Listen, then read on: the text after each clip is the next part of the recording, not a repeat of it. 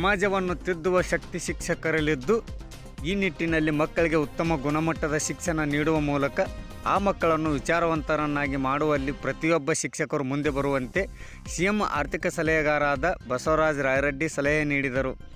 ಕೊಪ್ಪಳ ಜಿಲ್ಲೆಯ ಯಲಬುರ್ಗಾ ಪಟ್ಟಣದಲ್ಲಿ ಕ್ಷೇತ್ರ ಶಿಕ್ಷಣಾಧಿಕಾರಿಗಳ ಕಚೇರಿ, ತಾಲೂಕಾ ಶಿಕ್ಷಕರ ಸಂಘದ ಆಶ್ರಯದಲ್ಲಿ ಹಮ್ಮಿಕೊಂಡಿದ್ದ ಶಿಕ್ಷಕರ ದಿನಾಚರಣೆ ಹಾಗೂ ನಿವೃತ್ತ ಶಿಕ್ಷಕರಿಗೆ ಸನ್ಮಾನ ಕಾರ್ಯಕ್ರಮವನ್ನು ಉದ್ಘಾಟಿಸಿ ಮಾತನಾಡಿದರು. ಈ ಸಂದರ್ಭದಲ್ಲಿ ಯಲಬುರ್ಗಾ ಹಾಗೂ ಕುಕನೂರು ಕ್ಷೇತ್ರ ಶಿಕ್ಷಣಾಧಿಕಾರಿಗಳು ಹಾಗೂ ಶಿಕ್ಷಕರು, ರಾಜಕೀಯ ಮುಖಂಡರು ಸೇರಿದಂತೆ ಶಿಕ್ಷಕರ ಸಂಘಟನೆಗಳ ಅಧ್ಯಕ್ಷರು, ಪದಾಧಿಕಾರಿಗಳು ಭಾಗವಹಿಸಿದ್ದರು.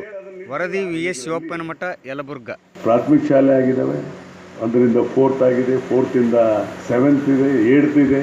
8th ಇದ್ದಲ್ಲೆಲ್ಲ ಈಗ SSLC ಮಾಡಿದ್ದೇವೆ, ಕೆಲವು SSLC PUC ಮಾಡಿದ್ದೇವೆ, degree college, technical college, post graduate. ಇವತ್ತು ನೋಡಿ, ಯಲಬುರ್ಗಾದಂಥ ಗ್ರಾಮೀಣ ಪ್ರದೇಶದಲ್ಲಿ ನಾನು 1985ರಲ್ಲಿ ಶಾಸಕನಾದಾಗ ಕೇವಲ ಸರ್ಕಾರಿ ಪ್ರೌಢ ಶಾಲೆಗಳ ಸಂಖ್ಯೆ ಕೇವಲ 5 ಇತ್ತು ಪ್ರೌಢಶಾಲೆ. ಓನ್ಲಿ 5 ಗೌರ್ಮೆಂಟ್ ಹೈಸ್ಕೂಲ್ಸ್, ಒಂದು 2 ಜೂನಿಯರ್, 2 ಪ್ರೈವೇಟ್ ಹೈಸ್ಕೂಲ್ ಇತ್ತು, ಒಂದು ಕುಗ್ನೂರು, ಇನ್ನೊಂದು ಬೇರೆ ಕಡೆ. ಇವತ್ತು ಮಕ್ಕಳು ಓದ್ತಾನೆ ಸರ್ಕಾರಿ ಪ್ರೌಢಶಾಲೆ 12 ಹೊಸ ಸರ್ಕಾರಿ ಪ್ರೌಢಶಾಲೆ ವಿತ್ ಪೋಸ್ಟ್ ಕೊಡ್ತಿದ್ದಾರೆ.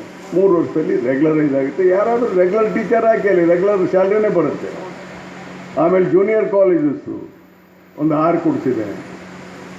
ನೋಡಿ, LKGಯಿಂದ PG ವರೆಗೆ ಇವತ್ತು ನಮ್ಮ ಶಿಕ್ಷಣ ಸಿಗುತ್ತೆ ನಮ್ಮ ತಾಲೂಕಿನಲ್ಲಿ. Can you believe? MA, MCom, MSc ಯಲಬುರ್ಗಾದಲ್ಲಿ ಇದೆ ಅಂದರೆ. ಒಂದು ಕಾಲದಲ್ಲಿ ಎಲ್ಲಿ ಧಾರವಾಡ, ಬೆಂಗಳೂರು ಅಥವಾ ಕಲಬುರಗಿ ಎಲ್ಲೋ MA ಕಲಿಯಕ್ಕೆ ಹೋಗ್ಬೇಕಾಗ್ತಿತ್ತು. ಇಂಜಿನಿಯರ್ ಆಗಬೇಕಾದ್ರೆ ಎಲ್ಲೋ ಒಂದೆರಡು ಕಡೆ ಹೋಗ್ಬೇಕಾಗಿತ್ತು. ಇವತ್ತು ಹಾಗಿಲ್ಲ. ಟೆಕ್ನಿಕಲ್ ಎಜುಕೇಷನ್ ನಮ್ಮಲ್ಲಾಗಿದೆ. ಸ್ಕಿಲ್ ಡೆವಲಪ್ಮೆಂಟ್ ಸೆಂಟರ್ ಬಗ್ಗೆ ನಿಮ್ಗೆ ಯಾರಿಗೂ ಟೀಚರ್ಸಿಗೆ ಗೊತ್ತಿದೆಯಲ್ಲೋ ಗೊತ್ತಿಲ್ಲ. ಕೌಶಲ್ಯ ಅಭಿವೃದ್ಧಿ ಕೇಂದ್ರ ನಾನು ಮಾಡಿಸಿದ್ದೀನಲ್ಲ, ಇದು ರಾಜ್ಯದಲ್ಲಿ ಎಲ್ಲಿಯೂ ಇಲ್ಲ, ಬರೀ 3 ಕಡೆ, ಮೈಸೂರು, ತಳಕಲ್, ದಾಂಡೇಲಿ. ಈಗೆಲ್ಲ ಎಕ್ಸ್ಪ್ಯಾಂಡ್ ಮಾಡ್ತಾ ಇದ್ದಾರೆ. ಕೌಶಲ್ಯ ಅಭಿವೃದ್ಧಿ ಅಂದರೆ ಏನು? ಮೊದಲು ಕೌಶಲ್ಯವನ್ನು ಕಲ್ಕೊಂಡಿದ್ರು ಜನ. ಈ ಕಲ್ಲು ಹೆಂಗೆ ಹೊಂದಿಸ್ಬೇಕು, ಅಪ್ ಟು PUC ವರೆಗೆ. ಮುಂದೆ ಅನಿವಾರ್ಯ ಇಂಗ್ಲೀಷಲ್ಲಿಗೆ LLB ಓದಬೇಕಾಯ್ತು, ಓದಿದೆ. ಅದರರ್ಥ ನನಗೇನು ಇಂಗ್ಲೀಷ್ ಭಾಷೆ ಬರಲ್ವ, ಹಿಂದಿ ಬರಲ್ವ. ಆಮೇಲೆ ಎಕ್ಸ್ಪರ್ಟ್ ಇರಬೇಕಂತಲ್ಲಿ ಕನ್ನಡದಲ್ಲೇ 8 ಜನಕ್ಕೆ ಭಾಷಣ ಮಾಡಲಿಕ್ಕೆ ಬರುತ್ತೆ. ಕನ್ನಡದಲ್ಲೇ 8 ಜನಕ್ಕೆ ಒಬ್ಬರು ಮಾತು ಬೇರೆ ಬೇರೆ ಇರ್ತದೆ. ಕಟ್ಟಡ ಕೊಟ್ಟಿದೆ. ಏನಾಗಿದೆ, ನಾ ಕಟ್ಟಡದ ಬಗ್ಗೆ ನೀವೆಲ್ಲ ಟೀಚರ್ಸ್ ಬಂದಿರೋದ್ರೆ ಹೇಳಲೇಬೇಕು. ಇತ್ತೀಚಿನ ದಿನಮಾನಗಳಲ್ಲಿ ಕಟ್ಟಡದ ಕಾಮಗಾರಿಗಳು ಭಾಳ ಕಳಪೆ ಆಗ್ತಾಯಿದೆ.